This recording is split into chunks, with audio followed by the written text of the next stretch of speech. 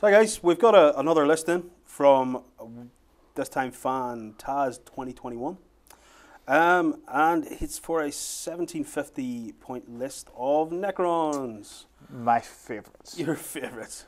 Even though I play Space Wolves. Oh, that's it. Well, let's take a look. Okay, so for HQs, we've got Nemesaur Zandrak and Vanguard Oberon. Nemesaur Zandrak is just good across the board. I make me better, I make you worse. And Oberon is just the Arjack of Necrons. Guys,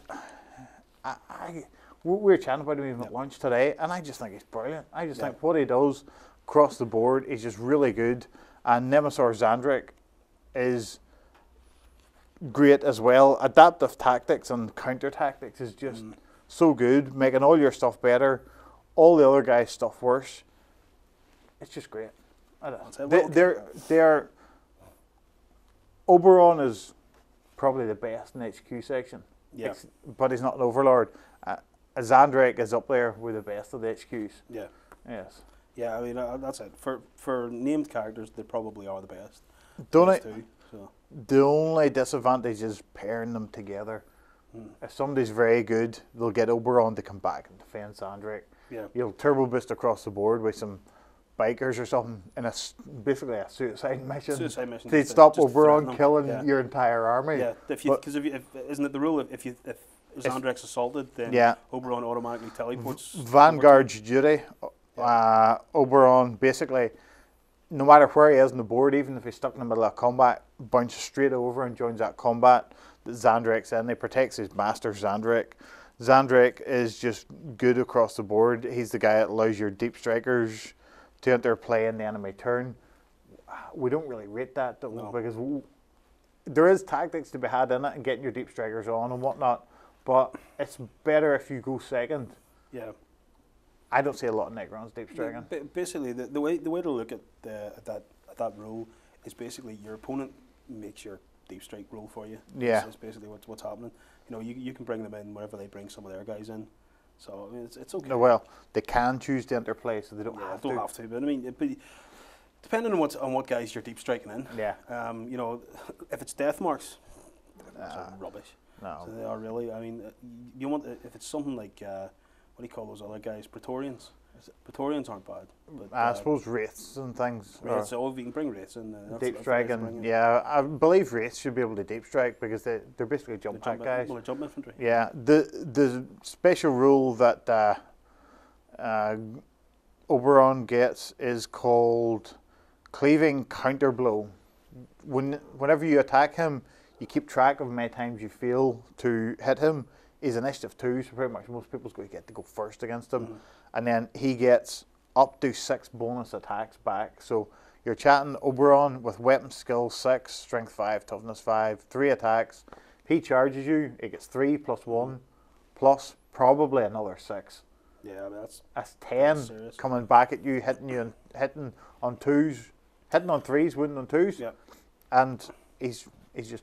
Okay, well, the next one up then, just to add to this, is the Royal Court, where there's 2 lords with resurrection orbs and 1 Harbinger of Despair, which is Veil of Darkness and Nightmare Shroud. That's all the HQs. There's a distinct lack of the command barge in there. Distinct lack of my favourite. The command barge has to be coming in as one of the best vehicles. Combined with Oberon, one of the best vehicles out there. For me, it is. It's not that expensive. It carries around just one guy, which you may say that's a bit much, but the one guy can get in. It's great. Yeah. It is. The fact that he can hang out of it and hang out of it way past. With his strength 7, basically a monstrous creature attack. Swiping guys as he goes past, either hits him on a 3 or 4, depending on how far he's moved. 3 attacks you get. Strength 7 plus 2d6. Yeah. That's fly over Land Raider, dead Land Raider. Yeah. But. The other guys with the resurrection orbs, yes, but I don't see as many resurrection orbs in Necron army. There's more availability of resurrection orbs now. Yeah. But I don't see Necrons needing as many as what they did previously. Well, with the old Ghost Arcs that repair your warriors. Your warriors, there's not as much need for. Maybe in some of your more combat units, maybe in your Praetorians or your Lich Guard, you might consider resurrection orbs, but not generally, no. Yeah. Well, anyway, let's go and have a look at the troops then. The troops are 3 units of 9 warriors and 1 unit of immortals with Tesla carbines. The unit has five immortals in it. Well, I hear no mention of Ghost Arcs there as No. dedicated transports. No Ghost Arcs. We're taking it that the Royal Court guys, one of them's going to join each one of these units. So Yeah, I would. According to the little description that we got as well, guys, if you're sending in submissions for enlisted, giving a description of what you're going to do with it really helps. One of the Harbinger is going to be leading one of the groups of 9 warriors, the 2 lords, the other 2 groups of 9, and the immortals. Vanguard Oberon is going to be leading the immortals. The only way I see the Immortals being any use to Vanguard Oberon is basically spare wounds to him. Yeah. He'll deep, because Vanguard Oberon's, what his other cool rules, he just deep strikes anywhere he wants at any point, or out of combat.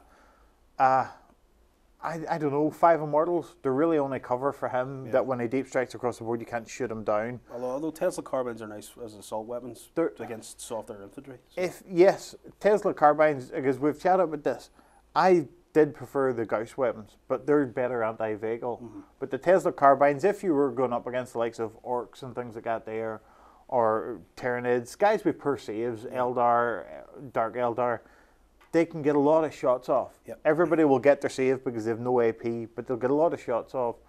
Because I worked it out, on average, if you have 10 shots, you'll get 10 hits. Yeah.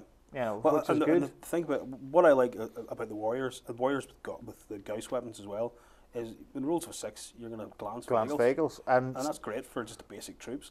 Vehicles, you may say, yeah, I'll only take 1 weapon off. But if it's the likes of a Vindicator that only has 1 weapon, if it's the likes of is it a Hammerhead with a railgun, you're going to take that railgun if they come anywhere near you. A good roll with 3 or 4 6s in it. Yeah, and you're shooting against any vehicle is gonna be pretty nasty. You may be on that glancing chart, and the best one is I keep chatting about taking off weapons. Thing is, as soon as somebody rolls a dice against me and they glance, I always take it for granted they're going to immobilize me or they're going to take a weapon off. I don't want to get glanced. Yeah. You know, so glancing does work. I have played Necrons, and glancing stuff really works. And well, it's one of the things that the Warriors for Necrons are good. Yeah, Warriors are good. Ideally with Ghost Arcs, even without Ghost Arcs, the way they're built this way is probably the second best way you could take them, just for a simple fact of you've got Resurrection Orbs in there, and you've got that Veil of Darkness to jump across the board, because if you play multiple objective games, there's always one of the objectives left alone. Yeah. That come the end of the game when there's not a lot left, you can just Veil of Darkness onto that. Veil of Darkness on the last turn. Yeah, on the last turn, Veil of Darkness, or even if you want to be really brave, Veil of Darkness right beside their objective that they're holding, try to contest it. Yeah.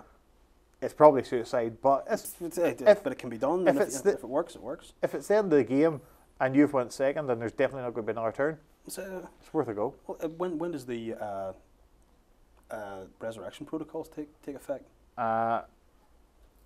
Straight away, basically. So it's not at the start of the next turns; it was previously. All right. So basically, you could Veil of Darkness, go across, contest the objective, get assaulted, say. Yeah. Take out some of your guys, and they could all get back up again. As long as somebody survives, before the end of the turn, they could all get back up again. And still contest it. Generally, who's the guys defending an objective aren't going to be a big, huge unit Terminators. No. They're going to be 5 guys with sniper rifles or something like that. And the thing is, you can veil across the board, you land within 12 inches, everybody rapid fires their weapon. Yeah. Yeah. You know, so you could clear objectives with that. Yeah. But again, it's Veil of Darkness, it's deep striking. Yeah, you could clear objectives, or you could all die equally as easily. Okay, well then we'll go on, and the next one is the elite choice, and that's 10 flayed ones. You're not a fan? See a thing in the entire elite section. The one thing I will say for flayed ones is they're cheap.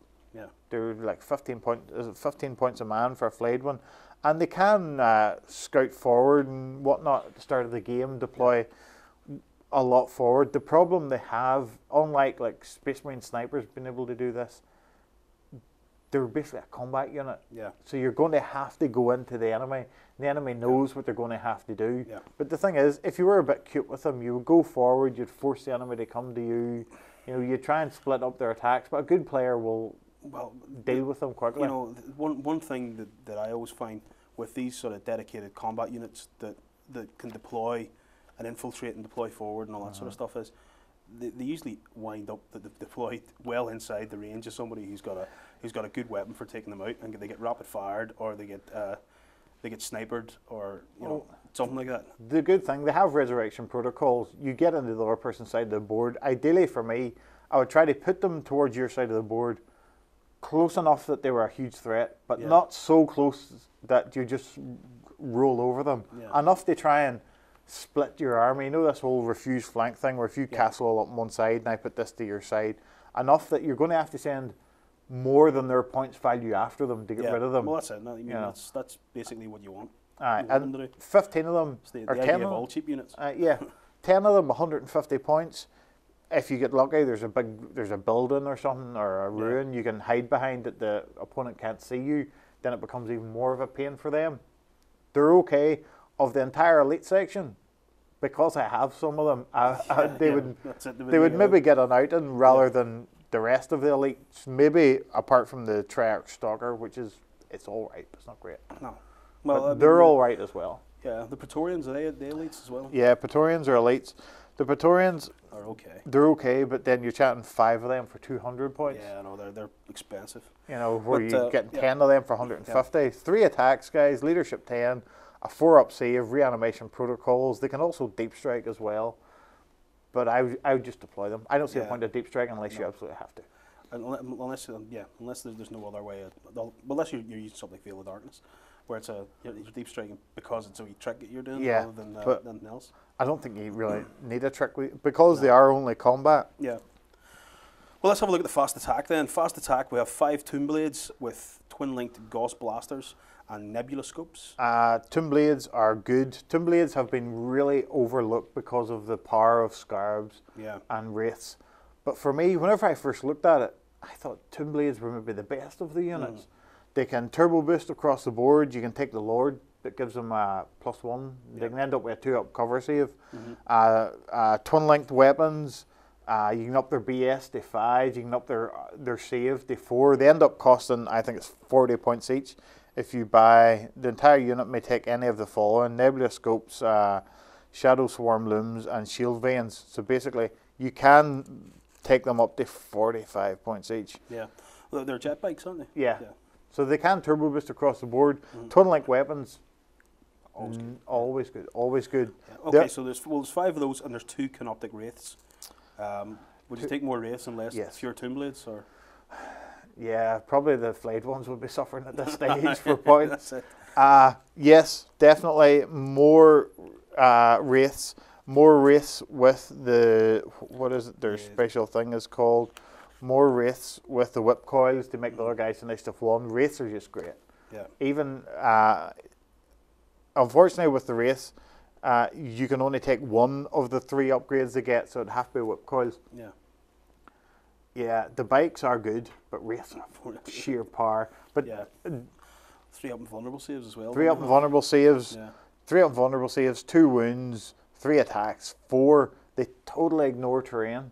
Yeah. Even impassable terrain, they just fly over that stuff. The Wraiths, yes, lots of Wraiths, guys. I would say most armies coming with at least 1 unit of probably 5 or 6. Yeah, the full size, I know. Full size, 5, 6 is a max.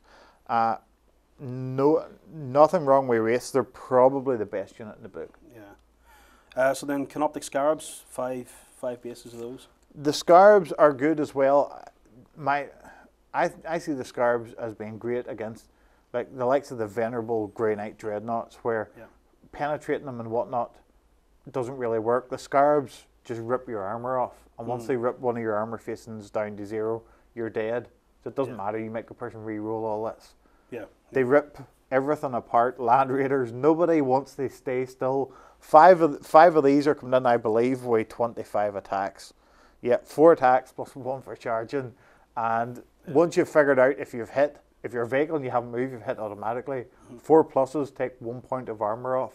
5 of them would just about eat a Land Raider. Yeah. Well, it would take, 25 hits, 12 points of armor off a Land Raider? Yeah. And a Land Raider with 2 up all around armor. 2 points on armor. And after that after they've ripped your armor off, they still get to roll to penetrate. Yeah. So they would knock your armor down to 2 and you would be strength 3, so you'd be penetrating that boil automatically. Yeah. They are good, yeah, but again, they're in this fast attack section with the race and with the bikes. There's a lot of stuff vying for that spot, isn't there? Ideally, if I was only going with one unit, I'd probably take 10 because they're a huge target. Yeah, remember, we talked, and one of the things about scarabs, that I think is probably the best idea, is that whenever you put down a load of scarabs on the table, you make sure you tell your opponent exactly how good they are, and how amazing they're going to be, and exactly what they're going to do. And then once he's wasted all his shots on them, they are trying to get rid of them, your wraiths can scoot around the other side and do all the damage. They are only 15 points each. Yeah. They are a beast.